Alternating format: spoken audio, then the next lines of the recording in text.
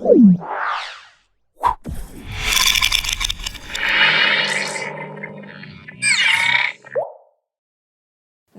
నేను మీ మాధురి. ఈరోజు మనతో పాటు స్టూడియోలో ఉన్నారు శారద గారు, life coach and law of attraction coach. తనని అడిగి అసలు మన విశ్వంలో మనకి ప్యారలల్గా ఒక యాక్టివిటీ జరుగుతూ ఉంటుంది. అది మనకి మంచైనా చెడైనా మన మీద ప్రభావం చూపించగలిగే యాక్టివిటీస్ అనేవి మనకి ప్యారలల్గా జరుగుతూ ఉంటాయంటారు.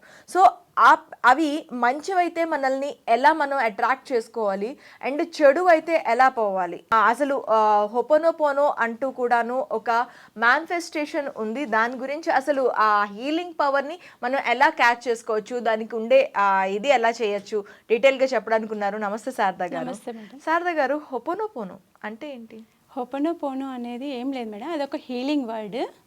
ఇప్పుడు ఎవరికైనా హెల్త్ బాగాలేదనుకోండి, మనం కొన్ని మాటల ద్వారా క్యూర్ చేయొచ్చు.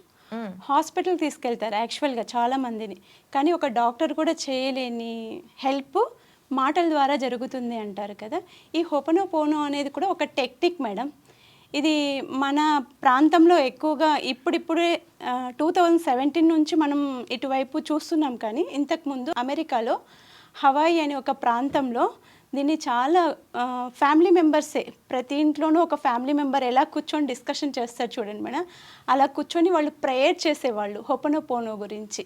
అలా ప్రేయర్ చేస్తే వాళ్ళకి ఏ కష్టం ఉన్నా ఏ బాధ ఉన్నా కూడా వాళ్ళ 4 ఫాదర్స్ ఉంటారు కదా, వాళ్ళకి చెప్పుకునేవాళ్ళంట.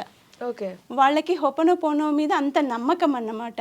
అది చేస్తూ ఉంటే వాళ్ళకు మెరాకిల్స్ జరిగాయి. వాళ్ళకు ఆర్థికపరమైన ఇబ్బందులు కానివ్వండి, లేకపోతే విద్య గురించి కానివ్వండి, జాబ్స్ గురించి కానివ్వండి, ఏ సమస్య, పంట సరిగ్గా పండలేదనుకోండి రైతులైతే కనుక, అలా రౌండ్గా ఒక టేబుల్ లాగా కూర్చొని ఈ హొపోనోపోనో ప్రేయర్ చేసేవాళ్ళంట మేడం.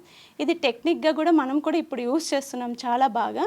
కానీ ఇది చాలా బాగా పవర్ఫుల్ టెక్నిక్ మేడం, చాలా బాగా రన్ అవుతుంది. హెలిన్ అని ఒక వ్యక్తి ఉంటారు, ఆయన సైకియాట్రిస్ట్ ప్లస్ ఆయన ఒక ఈ లా ఆఫ్ అట్రాక్షన్ ఫౌండర్ కూడా. ఓకే, ఆయన ఒకసారి ఏం చేశారంటే, ఈ హొపోనోపోనో అంటే ఏంటి, ఫస్ట్ ఎలా ఉంటుంది, దీని మీద అధ్యయనం చేద్దామని చేస్తూ ఉన్నారు. ఆయన డాక్టర్ ప్లస్ సైంటిస్ట్ కావడంతో అక్కడ హవాయి నగరానికి ఆయన డాక్టర్గా వెళ్ళారు. అక్కడ పేషెంట్లందరూ కూడా చాలా పిచ్చి పిచ్చిగా ప్రవర్తిస్తూ ఉన్నారు. అదొక జైలు. ఆ జైలు జీవితంలో గడుపుతున్న ప్రజలంతా కూడా ఒకరిని కరుచుకునే వాళ్ళంట. అంత వాళ్ళ మానసిక పరిస్థితి బాగలేదు. అలాంటి మనుషులందరినీ ఒక 200 మెంబర్స్ని హాస్పిటల్లో ఉంచారు. ఉంచితే ఈ సైంటిస్ట్ని అక్కడ ప్రొవైడ్ చేశారు, వీళ్ళని మీరు ట్రీట్మెంట్ ఇవ్వాలి అని. కానీ ఆ డాక్టర్ అనే వ్యక్తి ఆ పేషెంట్ని ఎవరిని చూడలేదు, చెప్పిన విషయాలు మాత్రమే విన్నాడు. కానీ ఆయనకి లా ఆఫ్ అట్రాక్షన్ మీద బాగా సబ్జెక్ట్ మీద పట్టుంది. ఈ హొపోనోపోనో టెక్నిక్ ఉపయోగించి రికార్డ్స్ తెప్పించారు. వాళ్ళ మానసిక పరిస్థితులు ఎలా ఉన్నాయో ఆ రికార్డ్స్, ఆ ఫోటో చూసి ప్రతి రికార్డు ఓపెన్ చేయడము, ఫోటో చూడడము, ఆ టెక్నిక్ తోటి ప్రేయర్ చేయడం అంట. ఇలా ప్రతిరోజు చేస్తూ ఉంటే ఒక్కొక్క పేషెంట్లో చేంజ్ వచ్చిందంట మేడం. అంటే ఎంత ట్రీట్మెంట్ ఇచ్చినా కూడా ఆయన ప్రేయర్ చేసే దాంతో హీల్ అయ్యిందంట. అందుకే దీన్ని హీలింగ్ వర్డ్గా హొపోనోపోనోకు చెప్తారు.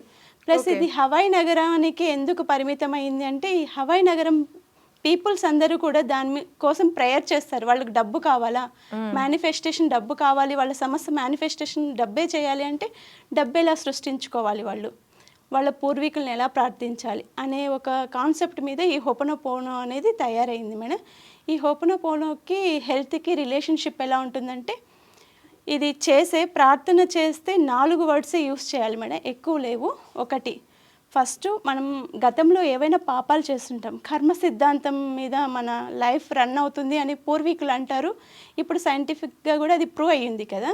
అయితే మన కర్మ సిద్ధాంతం అనేది ఎలా పనిచేస్తుందంటే, మనకు తెలియదు ముందు జన్మలో మనం ఏం చేస్తుంటామో మనకు తెలియదు, కానీ ఈ జన్మలో మనం రన్ అవుతుంటాం. మనకు ఒక మనీ రావట్లేదు, ఒక జాబ్ రావట్లేదు, మనకి మంచి ఆపర్చునిటీస్ రావట్లేదు, ఏదైనా మన లైఫ్లో రావట్లేదు అంటే మన పూర్వజన్మ కర్మ సిద్ధాంతం మీద డిపెండింగ్ అయ్యి ఇది రన్ అవుతుంది అని అంటుంటారు కదా. అది పోగొట్టుకోవాలంటే ఫస్ట్ మనము హొపోనోపోనో విశ్వానికి ఏం చెప్పాలంటే, ఐఎమ్ సారీ అంటే నేను పూర్వజన్మలో ఏదో చేసుంటాను తప్పు, ఆ తప్పుకు అది ఏదైనా కానివ్వండి నాకు తెలియదు, ఐఎమ్ సారీ అని చెప్పాలి. ఆ తర్వాత ఇప్పటి నుంచి నేను అలాంటి తప్పులు ఎప్పుడు చేయను, నన్ను ఫర్గివ్ చేయండి ప్లీజ్ అని చెప్పచ్చు. ప్లీజ్ ఫర్గివ్ మీ అని 2 వర్డ్స్. తర్వాత విశ్వానికి మనం థ్యాంక్స్ చెప్పాలి కదా, దాన్ని ఇష్టపడాలి కదా. ఎలా చెప్పాలి? ఐ లవ్ యూ, నువ్వంటే నాకు ఇప్పుడు చాలా ఇష్టం. ఒకప్పుడు నేను ఏదో తప్పు చేశాను, దానికి నేను సారీ చెప్తున్నాను, దాన్ని నన్ను ఫర్గివ్ చేయి, ఇప్పుడు నేను ఐ లవ్ యూ చెప్తున్నాను నీకు. ఆ తర్వాత మనము లవ్ యూ చెప్పిన తర్వాత ఇప్పుడు మనకి పూర్వ జన్మలో ఉండే కర్మలు ఈ జన్మలో ఉండే మన థింగ్స్ కి ఎఫెక్ట్ చేస్తాయని మీరు చెప్తున్నారు. ఖచ్చితంగా ఎఫెక్ట్ చేస్తాయి మేడం. అది ఫస్ట్ కడిగేయాలి. అండ్ ఎలా కడిగేస్తాం మనము? అది మనం ఏమైనా డిష్ వాషర్లో వేసి తిప్పేస్తే వెళ్ళిపోయేది కాదు కదా మేడం. అవును. దానికి ఒకటి మన మనసుతో సంబంధం ఉన్నది. అది ఒక సౌండ్ సిస్టమ్. ఇప్పుడు మన కడుపులో గుడుగుడ అన్న సౌండ్ ఎలా వినిపిస్తుంది మేడం? న్యాచురల్గా వినిపిస్తేనే కదా మనం క్యాచ్ చేస్తాము. అలా మనకి డబ్బు కావాలి అనేది మన మైండ్ చెప్తేనే కదా, మనకి అవసరాలని పట్టే కదా మనకి డబ్బు కావాలి, ఫ్రెండ్షిప్ కావాలి, ఎడ్యుకేషన్ కావాలి, ఏదైనా మనకు అలా అనిపిస్తుంది కదా, మన మనసుకు అనిపిస్తుంది కదా. కాబట్టి మన మనసుతోటే ప్రేయర్ చేసుకుంటాం దాన్ని. అదే ఒక టెక్నిక్ అన్నమాట.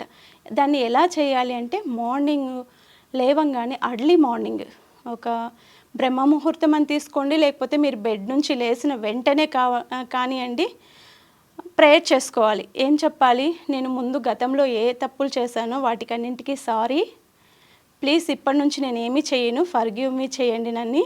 ఆ తర్వాత నేను నిన్ను చాలా ఇష్టపడుతున్నాను, నన్ను కూడా మీరు ఇష్టపడండి, ప్లస్ ఇవన్నీ నాకు సృష్టించి ఇస్తున్నందుకు థ్యాంక్ యూ. అంటే బిలీవ్ చేయాలి కదా మేడం, నమ్మాలి కదా. మనము ఏదైనా నమ్మాలి అంటే మనం కూడా ఒక ప్రేయర్ రూపంలో చేయాలన్నట్టు ఈ కాన్సెప్ట్ రెడీ అయ్యింది. అయితే ఇది 100% సక్సెస్ అవుతుంది మేడం. ఓపెనోపోలో టెక్నిక్స్ డబ్బుకు కూడా మనం మేనిఫెస్టేషన్ చేయొచ్చు. ఇది చాలా టెక్నిక్గా, ఇప్పుడు ఒక డబ్బుని తీసుకుంటాము, ఏదో ఒక నాకు ఎక్కువ డబ్బు ఉంది ఫర్ ఎగ్జాంపుల్ అనుకోండి మేడం, ఆ డబ్బు నేను ఇష్టానుసారం ఖర్చు పెట్టేస్తుంటాను. ఒకరోజు ఏ రోజైనా డబ్బు లేకోకుండా పోయిందనుకోండి, అప్పుడు ఫీల్ అవుతాం కదా, అవును నాకు చాలా డబ్బు ఉంది, నేను పిచ్చి పిచ్చిగా వేస్ట్ చేసేస్తాను మనీ అంతా, ఇప్పుడు నా దగ్గర మనీ లేదు అని ఫీల్ అవుతాం కదా మేడం. అలా అప్పుడు నువ్వు అలా వేస్ట్ చేసావు కాబట్టి నేను ఇప్పుడు ఇవ్వట్లేదు అంటుంది మనీ మనతోటి. అది మనకి తెలియదు, కానీ నువ్వు అలా వేస్ట్ చేసావు, అందుకు నేను ఇప్పుడు నీకు ఇవ్వట్లేదు అంటుంది. అప్పుడు నేనేం చెప్పాలంటే, ప్లీజ్ మనీ సారీ, నాకు అలా తెలియక నేను ఖర్చు పెట్టేశాను, ఇప్పటి నుంచి అలా ఖర్చు పెట్టాను, నేను చాలా జాగ్రత్తగా చూసుకుంటా, గుండెల్లో పెట్టి చూసుకుంటా, ప్లీజ్ నాకు ఇవ్వు అని అడగాలన్నమాట. అంటే లవ్గా అడగాలి, ప్రేమతో అడగాలి, దాన్ని హగ్ చేసుకోవాలి, దాని స్మెల్ చూడాలి. మన ఇప్పుడు కౌంట్ చేస్తూ ఉండాలి మనీని, ఎప్పుడు ఒక కట్ట తీసుకోవాలి, కౌంట్ చేస్తూ ఉండాలి. అంటే ఆ సిస్టమ్ ద్వారా మనకి మనీ అనేది మన దగ్గర ఉండటానికి ఇష్టపడుతుంది. ఓకే, క్షమాపణ చెప్పింది, నాకు నన్ను ఇష్టపడతానంటుంది, జాగ్రత్తగా వాడుకుంటానంటుంది. శారదా గారు, మనం ఎలా మేనిఫెస్ట్ చేయాలి, ఎలా చేయాలి అనేది మనం నెక్స్ట్ ఎపిసోడ్స్లో మాట్లాడుకుందాం. థ్యాంక్ యూ అండి. Thank you so much.